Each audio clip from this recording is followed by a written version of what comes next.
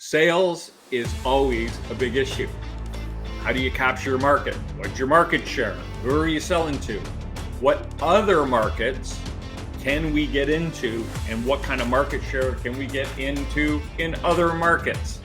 If you've been wondering about how to get into new markets with your business, we're going to have some ideas on how you can do that today.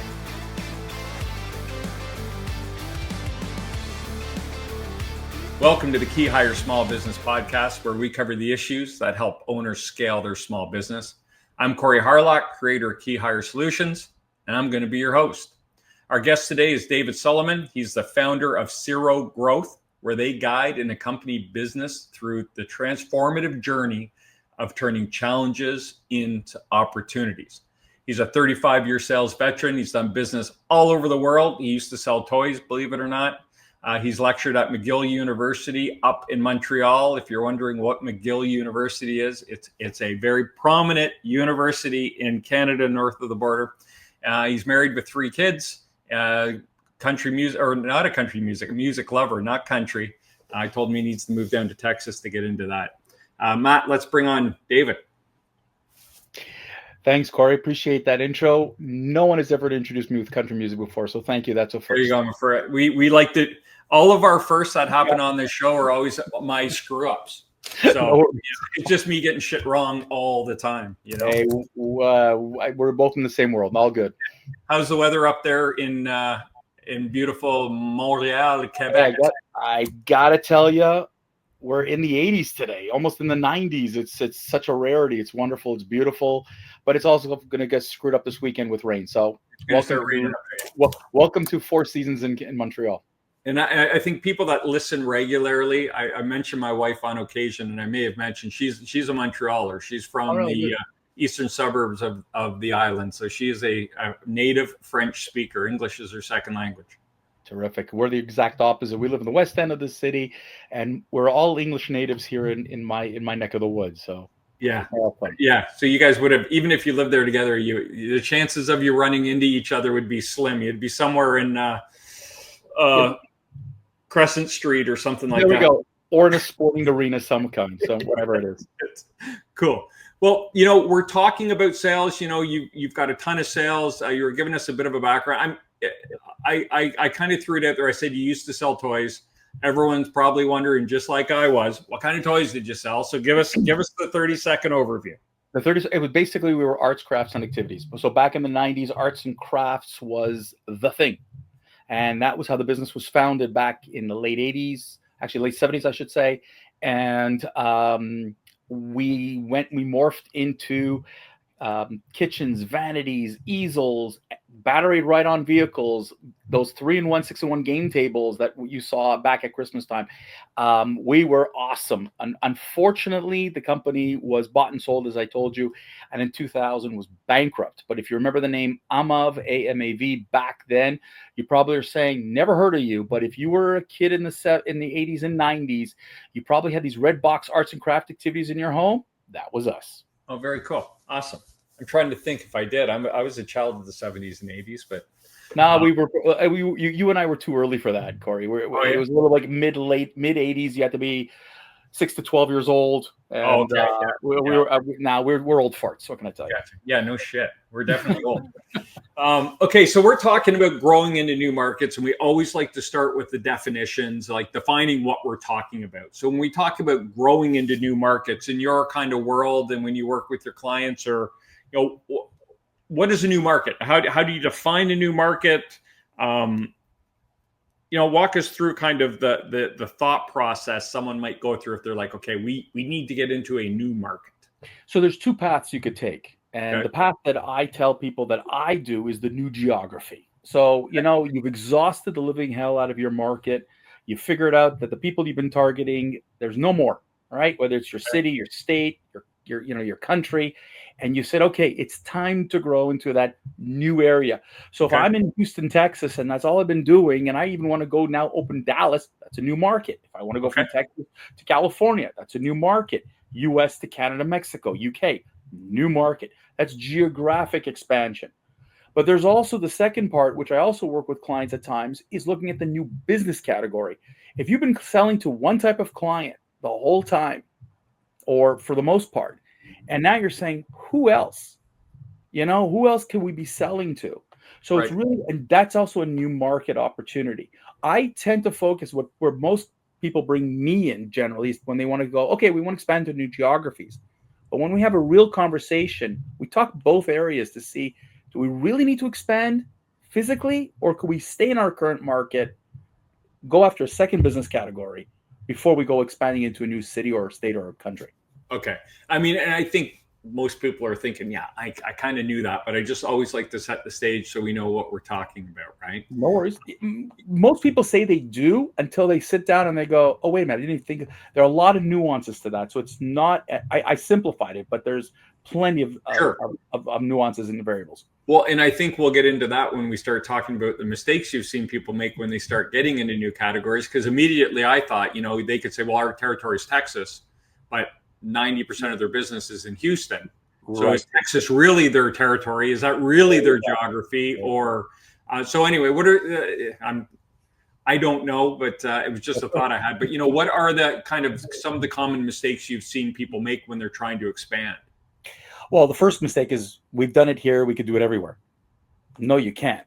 Okay, because pardon me, if you think about it, and let's keep using Houston as your, where you're at. We're gonna piss a lot of people off at Texas. Okay, so listen, hey, no, but listen, but we just talked about. We talked about things before, and in the green room, and the truth is that business in Texas is done one way, right? The people, the attitude, the attitudes, the demands. I mean, could I bring snow shovels to Texas? No. Could I bring cowboy boots to Canada? Maybe. So like, everybody's a little bit different. So when you expand, just because it worked in your market doesn't mean it's going to work in the next market. Biggest mistake that people do. The second thing that I find, and it's amazing, is I'll just throw a salesperson in there and we'll figure it out later. That's not expansion. That's spray and pray. That's hoping that, I put a body in there and we'll figure it out as we go along. So you're just interrupt. You're saying kind of like a mistake people make is saying, I'm in Houston, I want to get presence in Dallas, so let's just go hire someone in Dallas and get them knocking on doors. Right. And listen, and without really understanding, can I do this business in Dallas as in Houston? Now, Houston, Dallas, unless you're in football, you're more or less the same, folks. Okay. But if I'm going from Houston to LA, am I dealing with the same? Is it the same need? Is it the same buying attitude? Is it the same kind of client? Can they afford it the same way or not? And so you have to investigate and research this. Otherwise, you're wasting time, money, and resources. Because if you're in the B2B sphere, you're or a product or service, it doesn't make a difference. How people want to be served before, during, and after the sale may not be the same thing. Right. The laws in California are way more prohibitive than in Texas or Florida.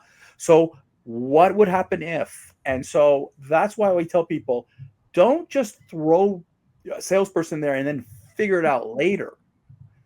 Plan it first, check it out, prepare the organization internally properly. So do I have the right people, the resources, inventory if necessary, customer service? How about time zone difference? I mean, like, all these things matter before you go and dive into a new market. Those are just two of the major common mistakes I find. And there's, even here, it's funny in Texas. It's not like people talk about it every day, but I've heard it talked about. Like, people from the Northeast of America have a completely different attitude than people. You can't even say down south here in Texas because it's Texas. We're not. Yeah, Texas is. So we joke about that all the time. Yeah, I know, and I used to before I moved here, but I understand why they do it now. But even people, when you're saying people do business differently, like trying to sell in the Northeast, it's a very different attitude than selling here, right? In Houston, it's actually a pretty friendly environment to sell in. People are pretty polite and upfront. You try to sell something to someone in Boston, you're probably going to get a different kind of pushback.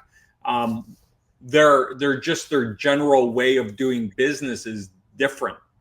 I think two of my favorite things that ever happened is I remember when I brought my son to school in North Carolina. So here we're coming from Montreal, and we're sitting in an IHOP, and the waitress says to me, she goes, "Good morning, honey. How can I help you?" Now, I could not have used that expression in the Northeast. I would have gotten slapped, or someone would not have done that. Yeah. Okay, it's the same thing like saying "bless your heart." It Yeah. means one thing in one area and another thing in another area. So you just have to understand that buyers, whether they're consumers or they're B2B, it doesn't make a difference. If you don't understand how and why, the language, some of the some of the nuances, we could joke, about Texas, but you guys have a uniqueness, and it's if I want to promote my product, yeah, maybe I'll attach myself to a football team because football is God down in Texas. May not be the same ideology in New Jersey. Right. That's true. Okay.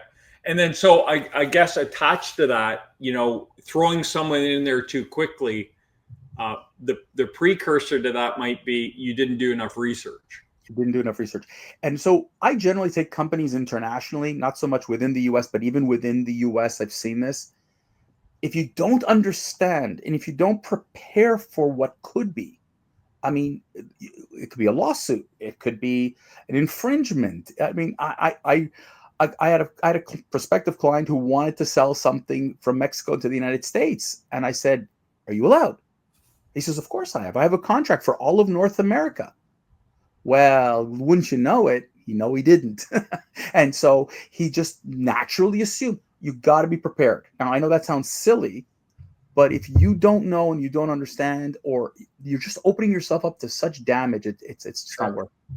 So what would you recommend in terms of baby stepping into the research? Like, what are the first steps you might take when it comes to, so as a small business owners, their biggest complaints are don't have the money, don't have the time. So I want to break into a new market. I happen to have the money right now. Business is good. I can afford the burden of having an extra employee who's working remote, right? But I don't have the time to get them up and running, and I just need them to go. So that's the extreme. And then we get to, if you're taking the cautious approach, what would the research look like? I guess that's what I want to know is like, this is something you've taught. Like, so how would you roll through it and approach the research?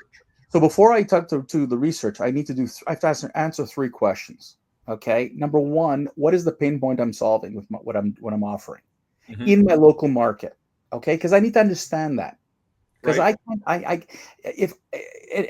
has to be very specific. And please, it's not price. Whatever you do, it has to be something beyond price, regardless if it's product or service. The second thing you have to answer is whether how unique or your product or solution is. And then the third thing is who's your ideal customer? Who's your perfect customer in the market? Right. Once you have that, can I take those three into another market? That's when you could start doing the research. Because if not, is it the right market? Which of those three questions is impacted by that new market? And can you, adapt to that? Is there enough? Because you talk about resources above a salesperson, but do you need to adapt something else within your organization? Because one of those three things just is too far removed from what you're currently doing. It's a little academic the way I'm explaining it, but it's just, people tend to think, like I said, we do business here, we could do the business everywhere. It may not be fact. So what needs to change? So the research should drive, yes, these three things fit here this way. And by the way, keep in mind this, and this. It shouldn't have a major impact on these three things, but these are important things, whether it's political, economic, social, technological, environmental, legal, something in those areas. But if you don't answer those three questions first, Corey, your research is almost worthless. So let's go back to those three questions before we get into what happens next. Yeah. At what point do you say, okay, it won't work? Those three questions, like, is it if 2 out of 3 are a no, you quit? If it's 1 out of 3, how do you? It's the first two. Your first two are critical because what you're offering, like what problem you're solving and what you're offering, those two things should not change too much. Now, Okay. the ideal customer in Houston is not the ideal customer in LA or in New York. Okay, who is it? That could be tweaked. That's the easiest one. But the problem you solve, you might find, hey, guess what? Our unique solution, our unique product, and by the way, when I say unique, it doesn't have to be the whole thing. It could be one aspect of it. It doesn't make a difference. But my product, the problem I'm solving, hey, we solved a different problem, but the product and the service doesn't have to change. Yay. So really what you want to do is to ensure that what you're going to offer at the end can be, like I said, okay, so the message, so in Houston, I drive one message because we're solving this problem. In LA, we're solving a different problem, but it's still the same product. It's still the same solution. It might still be the same perfect customer. Right. Great. Go for it. And I'm assuming the first two can't change, obviously, because if you don't have the customer or the solution and the product, but also if you have to change the product, now you're incurring more costs because if you're producing it, you got to set up a different line, or you got to do changeover to produce for a different region, whatever it could be. So what I tell people is, why are you changing the product or service? If you're doing that already, why don't you stay in your home market, offer them a complimentary product or service to go with what you got? Okay. It's just a little bit of strategic thinking of what makes the most sense and what is the easiest climb, especially when it's your first time. Corey, if you've done this 3, 4, 5 times before, it's not such a big deal. But if this is your first junket and you're ready to jump into new market, you got to walk before you run. That's the key. So every time we talk, I go back a layer. Now I'm thinking I can envision an owner they're having a good deal of success in their market, and they just say, we are moving into this market. And so they look at your 3 things, right? You said your product, your need you solve, and your ideal customer. And someone says, we got to change everything to go in that market. But they're so in love with the idea of getting into a new market, they say, I don't care. We'll do it. We'll do whatever we have to do to get into that market. And they're going on the what got them where they are, that drive and that, I don't care, I'm going to do this. And they're ignoring the facts and the data. Right. And then they can get themselves into a bunch of trouble. Like you said, you got a multi-million-dollar company that goes bankrupt in 2 years because they're not listening to the data. It's funny because you think of all the retailers and restaurants that expanded into new markets and failed. You want to know Starbucks is not in every country. You want to know why you may remember Canadian Tire from Canada went into the United States. When we go to Canadian Tire, my kids, whenever they see one, they're always like, we got to go. They love going in because you know what? They smell great. Every Canadian Tire smells the same way. It smells the same way. But Target came to Canada. They bombed. And they bombed. So here we're talking about a major retailer did their homework. And the funny, you talked about the toy business. Well, they talked to the president of our company in 1995 about coming to Canada. So they did all kinds of research, all kind of analysis, and they still blew their brains out. So why? Because they misread the buying market, and they misread, by the way, the supply chain system here. That's what happened to Target, right? Right. And they thought about a whole bunch of other things, and they realized they blew millions. Yeah. I mean, billions actually of dollars. But you go through retailer, manufacturer, whatever, you can't change the entire formula to become successful. It's just too risky. And I remember when Target, it's funny that you mentioned that, because I remember we were in Calgary when Target, because they took over all the old Kmarts or whatever it was or something. All the Zeller stores. All the old Zeller. People in the States right now, they're like, what the hell are these two talking about? But they took over Kmart, and then Kmart, and then Target went in. And, and everyone's like, oh my God, Target. So you go in there and the shelves, it was half empty because they couldn't get the items. They couldn't get them over the border. And it wasn't cheap. It wasn't. No.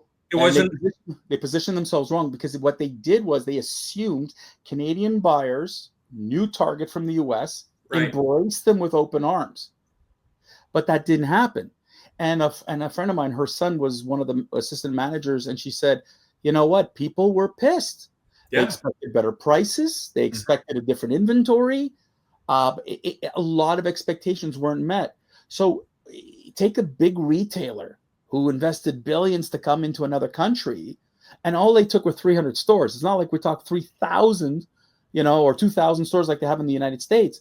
They blew their brains out here. And this is the problem. If you're a small business, you don't have Target's money. You don't have Target's, risk factor or publicly traded. Right. So to make the move, you got to do the research. You got to do the homework. You got to validate it, and you got to be prepared to pivot. They weren't ready to pivot. I think they were in love with going to Canada, and they were going to do it regardless, right? Well, they saw Walmart. When Walmart came here in 1995, they did so well. They bought the old Woolco stores. Now we're talking like real Canadians. Okay, they did so well. They thought, hey, we could do the same thing. They didn't. Right. And you know who else did that? Buffalo Wild Wings. Yeah. when they came into Canada, because food's cheaper down here, right? And then they wanted to kind of have like these cheap wings and stuff like that. And it was just like, I remember I was in hospitality at the time and talking to a manager, and he's like, they don't understand the Canadian market. Like, they're trying to price these things like the States, and we're paying 3 times more for our wings than you pay down there.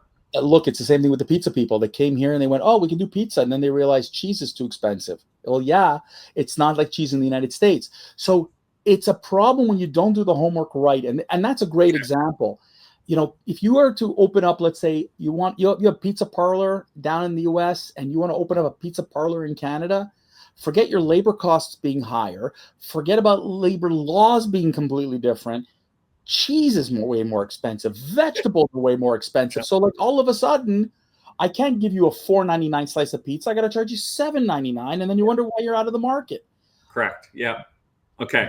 That's awesome. So that's good. I'm happy with that conversation, because I think the first big mistake is falling in love with the idea and ignoring the facts. Falling in love with the market. Don't fall in love with the market. I tell the Canadians, I want to go to the United States. Corey, you can't go to the United States. That's 50 countries in one. You can't just back it. Where are you going? Yeah. Just don't fall in love. Don't get emotional. Get factual. Okay. So we fall in love with the idea. And then the next big mistake is we ignore the data on your basic 3 questions. Like, does our product offer value?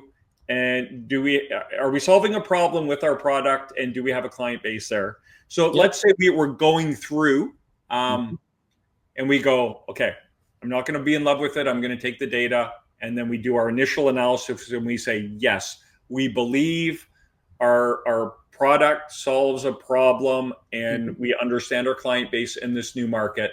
What's the next step we would take? So it all depends on then it's got to be okay, let's go develop the go-to market strategy. And part of that is to go speak to your potential buyers. Go find people who would be interested in your product or service. Go talk to people in different associations and see what the competitive landscape is all about. Go speak to, when you're number 1 or number 2 or number 3 in your market, awesome. Don't expect to be that when you go into the new market. Yeah. Come on. You may have to play a lot of catch up. And which means you might have to dethrone a few incumbents. You might have to knock out a few partners and suppliers. Okay, you might get lucky. You might get this. You might get that. But it's just not that simple just to say, well, I got reputation in market A. It's transferable to market B. It's not. And so it's really about relationships. It's all about, understanding who you're up against.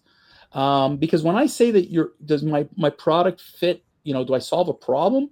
Chances are someone else has already done it. So why you? What makes you unique? If you don't find out, and that's why I say you're in a unique product or solution, it doesn't have to be the whole thing. It can be just one aspect. And again, please don't rely on price, because price is, anybody can beat you in price. That's not reality.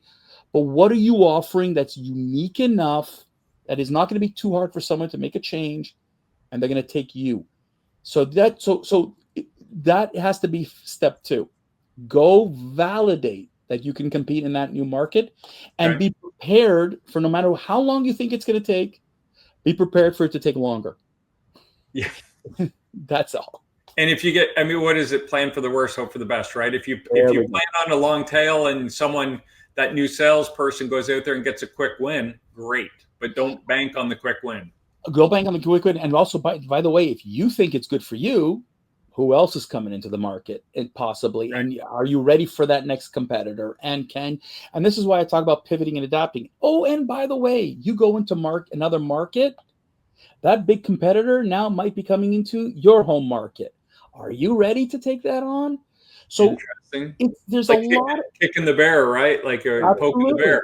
Now, not everybody's ready to do that, but you have to be prepared all the time. And that's why I tell business owners, this is where the transition of working from in the business to on the business becomes a reality. And you start to have to look at, do I have the right people in my organization to help me to scale, to adapt when necessary? Do I have enough? Do I have the right financial person to help me, whether it's a fractional chief financial officer, my accountant, someone, the bank, help me with cash flow, make sure that I have all that. Do I have the talent, money, operations, structure, technology? That's what you got to do. It's not just, like I said before, spray and pray. Right. Okay. So let's backtrack. Mistake number one is being in love with the market and ignoring the information.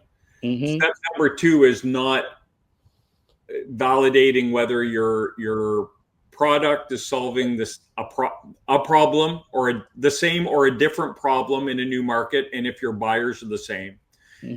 So a lot of people might stop there and go, okay, we're good.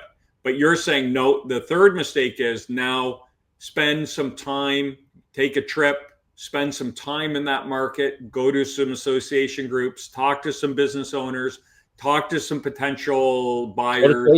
Go to trade shows. Walk a trade show. Right. Go meet people.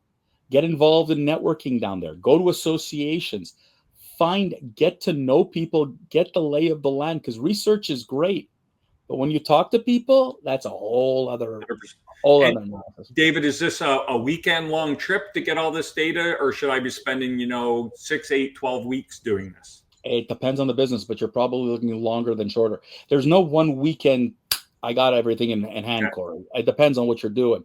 If I want to open up a store from Houston to Dallas, maybe it's not going to be as long, whatever. Right. But if I'm looking to open up where I need a warehouse, or whether I need a sales team, or I have to have a customer service, like, it could take weeks, it could take months. It depends on the industry. But patience, people. You don't have to rush. Really don't. Okay, what about this one? I haven't thought about expanding into a new market, but a salesperson I know who's really good just called me up, and they're living in a different city, and they said, hey, I'm looking for a job. So we say, well, great, we'll throw them up there and we'll expand into a new market. You're back to the same problem I talked about at the beginning. That's spray and pray. Okay. Now, I just think that it's great that you met that great salesperson. First of all, you got to make sure they're a fit. I don't care if they're a great salesperson for somebody else. But let's say they are. Let's say you're like, yeah, this would be great. If this was let's say it was one of your competitors' former salespeople, and like one of their top 3 salespeople. Rare the top guy will pick up and leave, but let's pretend it's the top 3. Now you got to find out why. Yeah. Now you got to find out, what is this person know? This is part of your research. Can this person advance it? Because they have so much knowledge. They've met the people. They know who I would take that person on, probably on a consulting for a brief period of time, to validate the information and make sure, because listen, you can have the best salesperson in the world, but if internally you can't handle, because that means you need to have more cash, more inventory, more internal people to manage everything, longer, blah blah blah. Right? Like, yeah. Do you have the technology now to handle it? I went to somebody's warehouse. There's no barcoding. There's no warehousing structure. He doesn't have an internal technology. I said, well, what do you do? He goes, it's all manual. I said, well, if you're going to expand, you're going to have to bring in technology. Yeah. And so while I talk to people about sales, I do get into the conversation of everything else in the business to support this growth. So I think what I heard you say was, that's great if a top guy from your competitor calls you and asks you for a job in a new market, but don't hire them and launch a market immediately. Maybe put them on a contract to say, look, let's do a 3-month contract. I'll pay you well, but I need you to do the diligence and the Oh, yeah. reporting and make this like, let's make sure this is going to work, and then I'll give you a full-time offer and we'll get there. Because I got to tell you, the best salesperson at company A comes to company B. There's no guarantee he's bringing his clients with him. Yeah. Like, let's be real. I've hired people like that all the time. Oh, I've got a book of people, blah, blah, blah. How many are you going to bring over? You don't know. Yep. So all the promises, and by the way, I'm a salesperson. We're talkers. We always think we're always selling. That's why I'm saying go validate. Yeah. Before you take. Well, and even and you would want to look at like transportation times. And if I got a big order, how would we get it here? And how much cost is that going to be? And how's that going to impact the price? Because they could sell the crap out of that area. But if they're selling at a margin where your transportation costs are taking you below and you're losing money on every sale, like what's the use of being in that market? I'll give you another example. So we dealt with Walmart in Canada, and we dealt with Walmart in the United States. Back was in the toy business. They're not the same. Like, just understand that in Canada, back in the 90s when I was doing with it, there were 125, 130 Walmart stores in Canada, 2,200 in Walmart stores in the United States. You had to ship from the US just in time. It's not the same. Both countries had different ways of dealing with things, and the volumes were excessively different. I don't care if I had the best salesman in the world. If I can't handle Walmart in one of those two markets, I could have hurt my business because great, I serviced Walmart, but I could have lost Target, Toys R Us, Hobby Lobby in those days. I mean, you get sucked in the black hole, and then now they're your biggest client and only client, and you're beholden, right? But I think you illustrated really well, like how the diligence works. That even a company like Walmart, who is known for being very rigid in the way they do business, went to Canada and said, we're going to be rigid in the way we do business, but it's going to be different rigid. It's not going to be our US playbook. No. And by the way, Mexico too, and other places too, because so they have to adapt to the local market. That's what that agility and doing that diligence gave them, right? Like they gave them a playbook for each market they were going into. Correct. Interesting. David, awesome. Okay, so let's move into our advice piece of the show. We always like to ask our guests, based on the conversation, we're talking to business owners, $25 million a year. If they're thinking about getting into a new market, what are the first 3 to 5 steps, the first bite of the elephant first 5 bites at the elephant they should take to kind of start moving the ball in that direction? There are a few things. And the first thing, and they're going to hate this one, is don't do it on your own. Because you're too emotional. You're too emotionally tied into your product or service to understand. I would bring somebody from the outside to really kind of help you with this. Look, especially in a $5 to $25 million business, you think you have the time, you think you have the resources to do it, you don't. And if you do, you're super lucky. But most often, small to mid-sized business owners, they just don't have the time. And they're not going to ask the right questions. They're not going to get challenged. So bringing in an outside consultant, whether it's a fractional chief revenue officer or, somebody who does, scaling up, EOS, a lot of these strategic growth concepts, they will open up your eyes to, are you ready? And where should you go? So doing it on your own sounds wonderful in theory. The practice of it could be daunting. And I understand that it costs money, but failing costs more money. So bring in an outside person. And that person should be having your entire staff, like your key senior staff, should be involved in the conversations and research and understanding.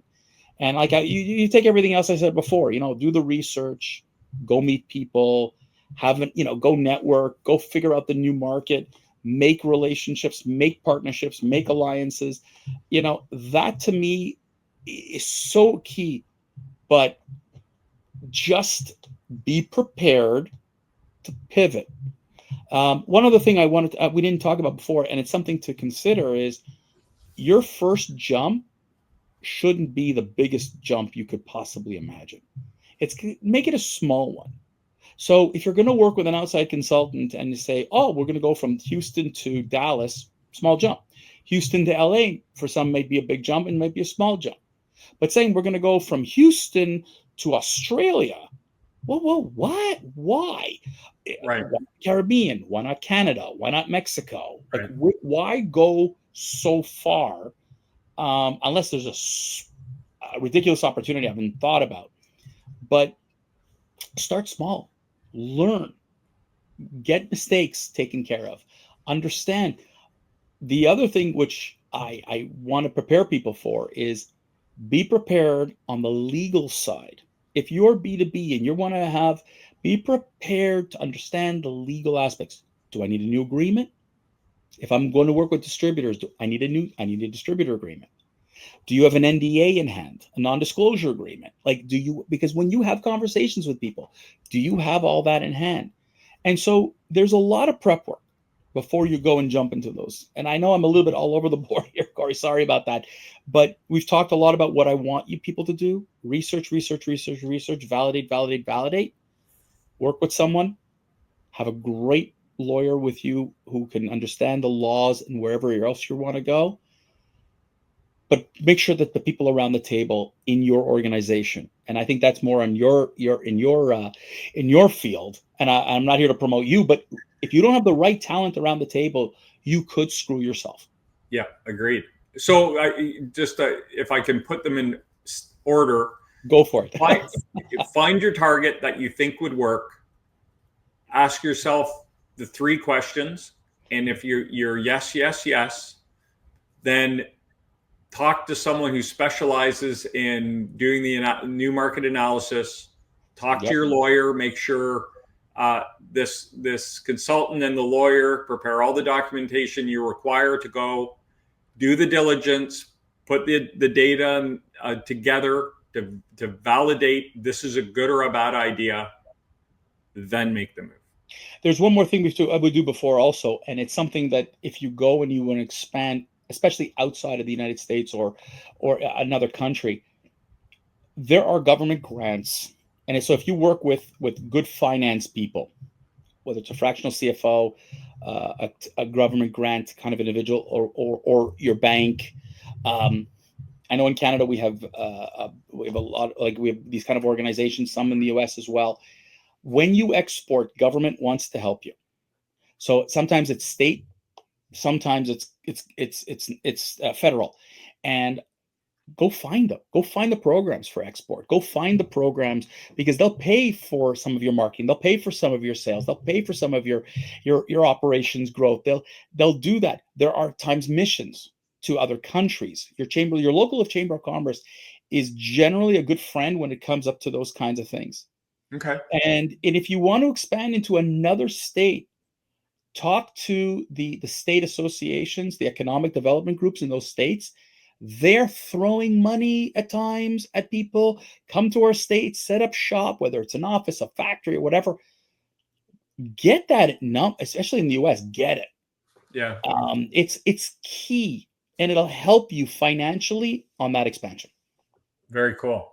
David, thank you. This has been great. Some really good information. If someone's listening out there and they think, man, I'd love to get in touch with David and pick his brain and maybe bring him on board to help me expand my market, how can we get in touch with you?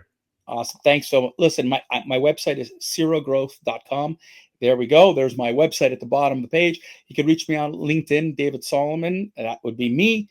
And finally, you want to get to me by email, info@serogrowth.com.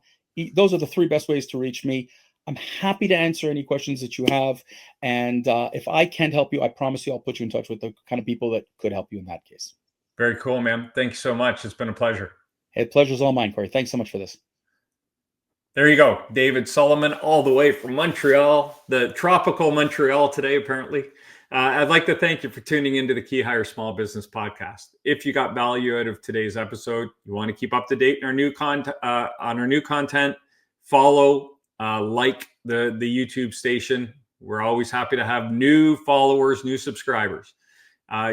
Please, I encourage you to leave a comment or even a topic you would like us to cover. We're here to help you. So let us know what's on your mind and we can find a guest to cover it for you. If you prefer to listen to your podcast, you can find us on any of the major platforms, Spotify, Apple, whatever you're listening on. Just put KeyHire Small Business Podcast in the search bar. I'd like to thank you for listening. I'm Corey Harlock, and until next time, stop grinding, start growing.